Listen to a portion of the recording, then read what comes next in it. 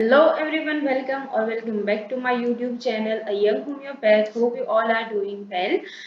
आज का जो वीडियो है वो एक सजेस्टेड वीडियो है या फिर एक रिक्वेस्टेड वीडियो है जो मुझे उनका नाम थोड़ा सा याद नहीं है बट उन्होंने कमेंट किया था कि जो मेरा पहले वाला वीडियो था जिसमें कि मैंने बताया था कि how to get good marks in your third BHMS, ठीक है। तो उसके अंदर मुझे कमेंट आया था कि भाई थेराप्यूटिक किस तरीके से लिखने हैं, वो चीज़ मैं थोड़ी सी आपके साथ शेयर करूँ, ठीक है। बिकॉज कि क्या होता है ना कि जो आपका 3 सब्जेक्ट हैं जो कि हैं सर्जरी आपका, उसके अंदर आपके 2 पेपर्स होंगे और ऑब्स का जो है वो एक पेपर होगा, गायनी जो है उसके अंदर एक पेपर होगा, ठीक है। मतलब कि OBGY हम बोलते हैं तो उसके अंदर 2 पेपर होंगे, एक ऑब्स के लिए एक गायनिक के लिए, ठीक है। और सर्जरी इटसेल्फ उसके लिए 2 पेपर होता है। तो इसके अंदर भी क्या होता है ना, इन चारों पेपर्स के अंदर आपको जो सेक्शन ए होता है उसके अंदर सिर्फ और सिर्फ आपको थियोरी पूछी जाती है, ठीक है। और दूसरा जो सेक्शन बी होता है उसके अंदर आपको प्योरली थेरा पूछे जाते हैं, ठीक है। तो लाइक इसकी जो थियोरी होती है वो तो मतलब कि उसको लिखना हमको थोड़ा सा पता होता है कि भाई किस तरीके से लिखना है, कि भाई डेफिनेशन हो गया, क्लिनिकल फीचर्स हो गए, इटियोलॉजी हो गई, उसकी कॉम्प्लिकेशन, देन मैनेजमेंट, ठीक है, और डिफरेंशियल डायग्नोसिस हो गया, ठीक है। तो इस तरीके से हमको थोड़ा सा आइडिया होता है कि भाई किसी भी डिजीज है तो उसको हम पोर्ट्रेट किस तरीके से कर सकते हैं, उसको हम लिख किस तरीके से सकते हैं। बट थोड़ा सा कंफ्यूजन रहता है रिगार्डिंग दी थेरापेटिक, और खास करके कि भाई थर्ड ईयर के अंदर थेरापेटिक एकदम नए नए रहते हैं, थर्ड ईयर के अंदर ही स्टार्टिंग होता है थेरा पूछने का। तो हमको थोड़ा सा डिफिकल्ट रहता है कि भाई थेरा किस तरीके से लिखने हैं, ठीक है।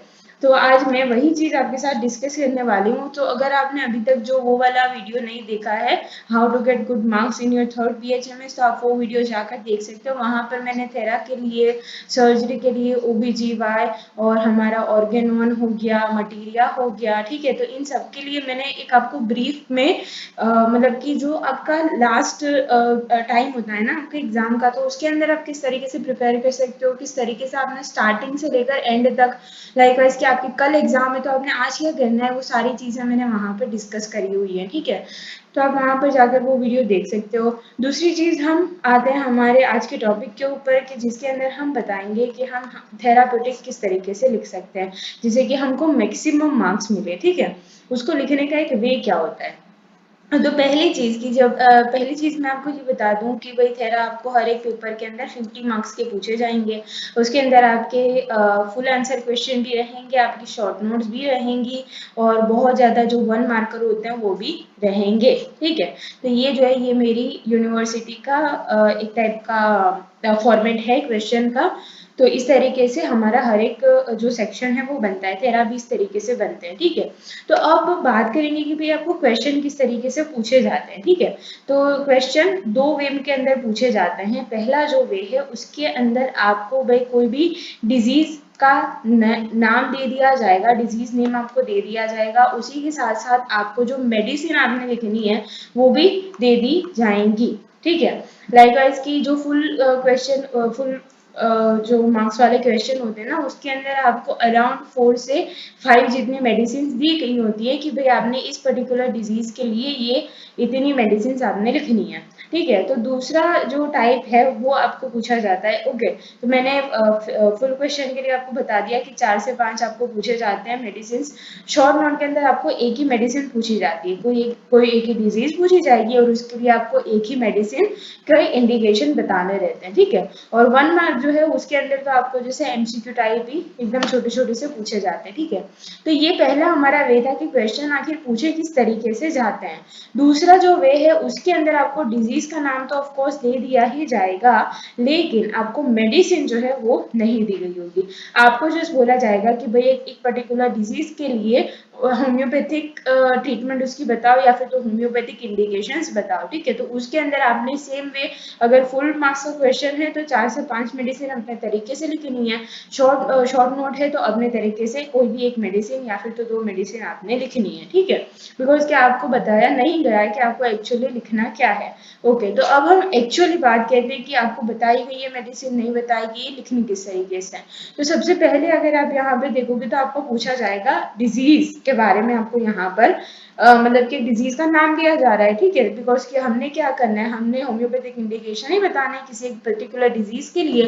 तो आपने सबसे पहले क्या करना है, आपका सबसे पहला जो हेडिंग लगाएगा ना, तो वो होगा आपका कोई भी वो पर्टिकुलर डिजीज के बारे में, ठीक है। डिजीज का इंट्रो आपने थोड़ा सा देना है। मतलब कि फॉर एग्जाम्पल अगर आपको पूछा जाता है गेस्ट्राइटिस, ठीक है, गेस्ट्राइटिस आपको पूछा गया है, तो गेस्ट्राइटिस के बारे में आपने थोड़ा सा इंट्रो देना है अपने तरफ से, ठीक है। मतलब पूरा का पूरा जैसे आप थियरी में लिखते हो वैसे गेस्ट्राइटिस नहीं लिखना है, बट उसका इंट्रो लिखना है। तब इंट्रो भी किस तरीके से लिखोगे, तो just think about a homeopath, like homeopath, ठीक है, कि आप आपकी क्लिनिक में बैठे हुए हो, तो आपको कैसे पता चलेगा कि भाई ये पेशेंट जो है मेरा गेस्ट्राइटिस का है। ऑफ कोर्स आपने सबसे पहले उसकी डेफिनेशन लिखनी है, आपने सबसे पहले पता होना चाहिए कि गेस्ट्राइटिस, व्हाट इज गेस्ट्राइटिस, ठीक है। दूसरी चीज आपको यहाँ पर लिखनी है उसके क्लिनिकल फीचर, या फिर आप बोल सकते हो साइन एंड सिम्टम्स, ठीक है।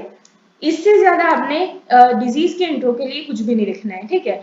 बिकॉज कि हम क्या कहते हैं, हम होम्योपैथी में क्या कहते हैं, हम क्या बोलते हैं कि भाई जो डिजीज के सिम्टम है वो हमारे मेडिसिन के सिम्टम जैसे होने चाहिए। तो ऑफकोर्स आपको ये तो बताना है ना कि आप किस वाले सिम्टम के बेसिस के ऊपर कोई भी मेडिसिन आप आगे उसका इंडिकेशन देने वाले हो, ठीक है। तो उसके लिए इट्स काइंड ऑफ कि थोड़ा सा ये लॉजिकल भी चीज है कि आप थोड़ा सा डेफिनेशन बता रहे हो, थोड़ा सा क्लिनिकल फीचर उसके बता रहे हो, तो ये आपका प्रेजेंटेशन भी बढ़ाता है, सामने वाले जो आपका एग्जामिनर है उसको भी बताता है कि हाँ भाई बच्चे को कुछ तो आता है, ठीक है।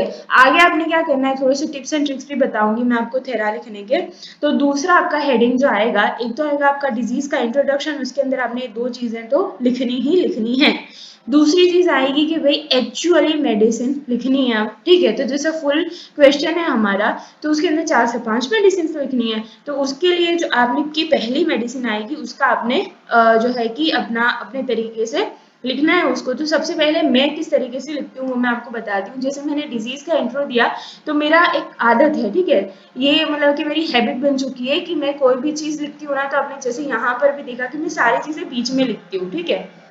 तो आपने भी ऐसी हैबिट डालनी है कि आप कोई भी मतलब कि इंपॉर्टेंट चीज लिख रहे हो ना, तो उसको अपने तरीके से हाईलाइट करो। जैसे कि कोई भी चीज लिख रहे हो बीच में लिखो, ठीक है, अपने पेपर के बीच में लिखो। तो जैसे आपने डिजीज का इंट्रो दिया, तो ऐसे बीच में गेस्ट्राइटिस करके आपने लिख दिया कि भाई मैं गेस्ट्राइटिस के बारे में आगे बताने वाला हूँ।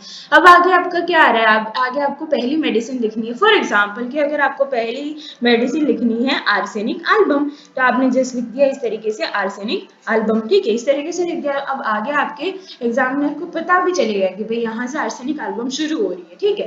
तो अब कोई भी मेडिसिन अगर आप थेरा के लिए लिखते हो, तो उसके लिए कुछ पॉइंट जो मैं जिस तरीके से लिखती हूँ बता रही हूँ। तो सबसे पहले मैं उसका कॉमन नेम लिखती हूँ, फिर उसके बाद उसका फैमिली नेम लिखती हूँ, ठीक है। ये मेरी एक थोड़ी सी हैबिट है। अगर आपको जो फैमिली नेम है वो याद नहीं रह रहा है तो it's okay, but common name जो है वो थोड़ा सा मतलब कि इंपॉर्टेंस रखता है कहीं ना कहीं आपके आंसर के अंदर।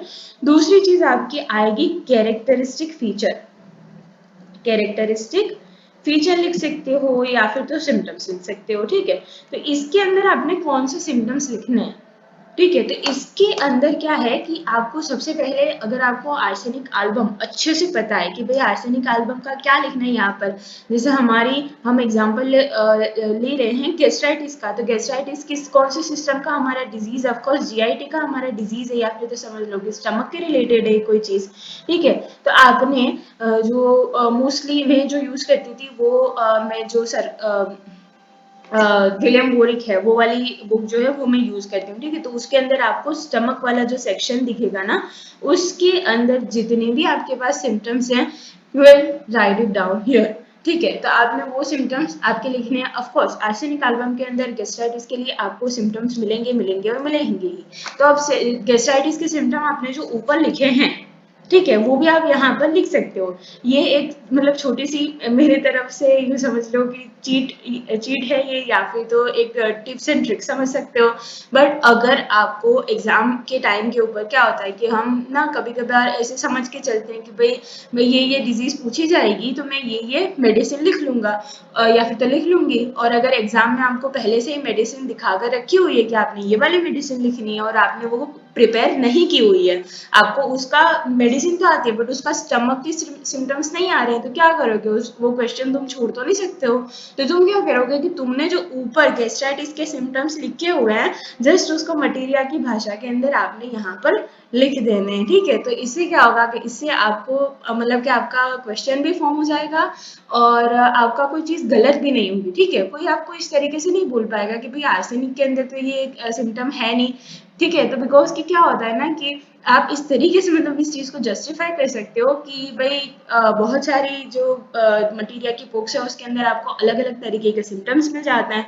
दूसरी चीज है कि भाई गैस्ट्राइटिस के ये कोर सिम्टम्स है। जैसे गैस्ट्राइटिस की अगर हम बात करें, फॉर एग्जांपल गैस्ट्राइटिस की अगर हम बात करते हैं तो आपको एसिडिटी तो मिलेगी ही मिलेगी, आपको हार्ट बर्न तो मिलेगा ही मिलेगा, ठीक है। दूसरी चीज आपको मिलेगी कि भाई आपका लॉस ऑफ एपेटाइट भी आपको मिल जाएगा, ठीक है। तो ये क्या होगा, ये कार्डिनल सिम्टम्स हो गए। गैस्ट्राइटिस कोई भी ऐसी डिजीज है, सारी डिजीज के लिए कुछ उसके कैरेक्टरिस्टिक सिम्टम्स होते हैं, कुछ उसके कैरेक्टरिस्टिक मतलब डायग्नोस्टिक फीचर्स होते हैं उसके। तो आप वो ध्यान में रखते हुए आपकी मेडिसिन प्रिपेयर कर सकते हो, ठीक है। तो ये हो गए भाई आपकी कैरेक्टरिस्टिक फीचर्स। और ये दूसरी चीज मैं आपको बताती चलूँ कि जैसे कुछ कुछ मेडिसिन जो होती है ना, उसके अंदर इतनी ज्यादा आपको सिम्टम्स नहीं मिलते हैं, ठीक है। जैसे आर्सेनिक के अंदर तो आपको बहुत सारे सिम्टम्स मिलेंगे। जैसे छोटी सी कोई मेडिसिन है आपकी कि भाई एपिस है, ठीक है। अब कोई आपको बोल रहा है कि एपिस के मुझे इंडिकेशन बताओ गैस्ट्राइटिस के लिए, तो इतने ज्यादा आपको नहीं मिलेंगे, ठीक है। गैस्ट्राइटिस पर्टिकुलरली आपको इतने ज्यादा नहीं मिलेंगे, सपोज कि आपको याद भी नहीं है, ठीक है। तो आप क्या करोगे कि एपिस का जो उसका फिजिकल मेकअप है, फिजिकल मेकअप है उसका, या फिर तो उसका जो टेम्परामेंट है, उसका जो डायाथिसिस है, ठीक है, या फिर तो उसका थर्मल भी लिख दोगे, ठीक है। थर्मल भी लिख दोगे तुम, तो ये क्या हो जाएगा, तुम्हारे अच्छे खासे पॉइंट्स बन जाएंगे और कोई ये नहीं बोल पाएगा कि भाई तुमने गलत लिखा है, ठीक है। तो क्या करोगे, मेरे मतलब कि मेरे बोलने का मतलब क्या है यहाँ पर कि तुमने क्या लिखने के कैरेक्टरिस्टिक फीचर्स लिखने, मतलब जो भी कोई डिजीज आपको मिल रही है उसका जो जो भी सिस्टम वो इफेक्ट कर रही है उसके आपने सिम्टम्स लिखने हैं। उसी के साथ साथ अगर आपको कंटेंट कम लग रहा है, अगर आपको नहीं याद है, ठीक है, तो आप क्या करोगे, उसका जो आपका कॉन्स्टिट्यूशन वाला पार्ट होता है ना, कॉन्स्टिट्यूशन वाला पार्ट होता है, मतलब मैं हर बार जब भी मटीरियल के लेक्चर्स लेती हूँ तो मैं हमेशा ऐसे दिखाती हूँ कि भाई हम जो पहले का उसका बेसिक डेटा लेते हैं कि भाई कॉमन नेम हो गया, फैमिली नेम हो गया, प्रूवर नेम हो गया, देन कॉन्स्टिट्यूशन। क्या कॉन्स्टिट्यूशन के अंदर ये सारी चीजें आपकी आ जाती हैं, ठीक है। तो इन शॉर्ट आपने कॉन्स्टिट्यूशन भी उसका बता देना है। अब आगे आपका एक लास्ट पॉइंट रह जाता है which is a modality, modalities, ठीक है। तो अब यहाँ पर बात आती है कि मोडालिटी लिखनी कौन सी वाली है। ऑफ कोर्स जो भी सिस्टम आपको पूछी गई है, जो भी सिस्टम के आपने यहाँ पर अपने जो सिम्टम्स लिखे हुए हैं उसी की मोडालिटी लिखोगे, ठीक है, मोडालिटी उसी की लिखोगे। अब कभी कभार क्या होता है ना कि आपको मोडालिटी याद नहीं है, तो अगेन आप जैसा आपने यहाँ पर किया ना वैसा ही आप यहाँ पर भी कर सकते हो। जैसे जैसे आप पढ़ते जाओगे ना, जैसे अगर अभी आपका न्यू मतलब कि थर्ड ईयर शुरू हुआ है तो इतना ज्यादा अच्छे से नहीं समझ में आएगा, बट जैसे जैसे तुम पढ़ते जाओगे वैसे वैसे तुमको पता चलेगा कि हर एक डिजीज के अंदर ऐसे कोई ना कोई चीजें होती हैं। जैसे गैस्ट्राइटिस की बात करोगे तो भाई कोई पर्सन ने अगर हॉट थिंग्स ले लिए हैं, ठीक है, हॉट उसने मिल्क ले लिया है, हॉट उसने ड्रिंक कोई ले लिया है, या फिर तो उसने पिकल वगैरह ले लिए, ठीक है, पिकल वगैरह ले लिए हैं, ये क्या हो गया, एसिडिक चीजें हो गई। तो एसिडिक से क्या होगा, एसिडिटी हो जाएगी, तो उससे क्या होगा, एग्रावेशन होगा। और ये चीज क्या है, ये चीज कोई मैंने मतलब कि ऑफ कोर्स मुझे आर्सेनिक एल्बम पता है इसलिए ये चीजें मुझे क्लिक हो रही हैं, लेकिन अगर तुमको सिर्फ इतना पता है कि भाई एसिडिटी होती है गैस्ट्राइटिस के केस के अंदर, तो जस्ट थिंक अबाउट इट कि भाई ऐसी कौन सी चीजें होंगी जो कि एसिडिटी को ज्यादा ट्रिगर करेगी, वो चीज आपने आपके एग्रावेशन के अंदर लिख लेनी है। या फिर तो कौन सी चीजें ऐसी है जिससे कि राहत मिलती है एसिडिटी वाले केस के अंदर, वो चीजें आपने एमेलियोरेशन में लिख देनी है। अगर वो भी आपसे नहीं हो रहा है, अगर वो भी मतलब कि आपको मतलब कि याद नहीं आ रहा है वो चीज, तो आप क्या कर सकते हो, जो जनरल मोडालिटी होती है, ठीक है, कोई भी हमारी मेडिसिन होती है उसकी जो जनरल मोडालिटी होती है आप वो भी यहाँ पर लिख सकते हो, ठीक है। तो ये हो गया आपका एक मेडिसिन के बारे में, ठीक है। तो आपने जैसे मैं प्रेजेंटेशन के बारे में भी अभी बात कर रही थी, तो जैसे आपने आर्सेनिक एल्बम लिख दी, इस तरीके से आपने पॉइंट दिखा दिया, आपने अंदर क्या क्या लिखना है वो भी मैंने बता दिया। अब आगे बढ़ते हैं, जैसे कि आपको अगर फुल मार्क्स का क्वेश्चन है तो 2 4 या 3 या 4 आपको मेडिसिन लिखनी है तो ये एक मेडिसिन हो गई। उसके आगे अगर आपको दूसरी कोई भी मेडिसिन पूछी गई है तो you will write it down like this कि भाई आपने बी नंबर डालना है। फिर उसके आगे सपोज कि आपको सल्फर पूछी गई है, ठीक है, या फिर तो आपने बोलना है कि मेरे को सल्फर लिखनी है, तो जिस सल्फर का आप बड़ा सा हेडिंग मारोगे और उसके नीचे लिखते जाओगे तो ये क्या होगा, ये आपकी एक अच्छी खासी प्रेजेंटेशन भी बनाएगा। आपका जो है कि मतलब कि इन शॉर्ट की कोई जो एग्जामिनर होगा ना वो इतना ज्यादा डीपली नहीं देखता है, ठीक है। ये एक चीज मैंने ऑब्जर्व करी है कि जितना ज्यादा हम सोचते हैं कि भाई कोई मेरा पेपर इस तरीके से देखेगा उस तरीके से देखेगा, पर अगर आपका प्रेजेंटेशन अच्छा है तो कोई इतना ज्यादा अच्छे से आपका पेपर नहीं देखता है, ठीक है। आपने सबसे पहला जो आपका फोकस होना चाहिए ना वो आपकी प्रेजेंटेशन के ऊपर होना चाहिए। भले ही आपके जो हैंड राइटिंग्स है वो इतने ज्यादा अच्छे नहीं है, बट अगर आपका लिखने का पैटर्न अच्छा होगा तो डेफिनेटली आपको अच्छे मार्क्स मिल सकते हैं, ठीक है। और बाकी सारी चीजें जो टिप्स एंड ट्रिक्स या फिर तो चीट ट्रिक्स जो थी जो मैं यूज करती हूँ वो मैंने आपको यहाँ पर आपके साथ डिस्कस करी हुई है। होपफुली कि आपको ये सारी चीजें मतलब कि अच्छे से समझ में आई होगी और कहीं ना कहीं ये वीडियो आपको हेल्पफुल रहा होगा, कहीं ना कहीं एक वे मतलब एक समझ में आया होगा कि भाई थेरा लिखने किस तरीके से है, ठीक है।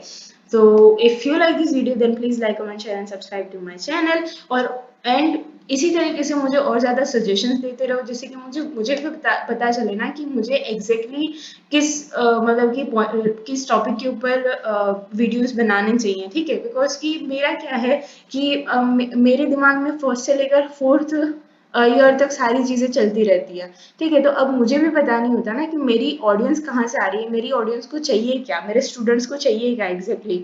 तो आपको जो भी मतलब आपके सजेशंस हैं, आपके जो भी आपकी डिमांड्स हैं वो आप मुझे कमेंट सेक्शन में बताते रहिएगा। मैं उसके ऊपर वीडियोस बनाती रहूँगी, ठीक है। And thank you so much for watching.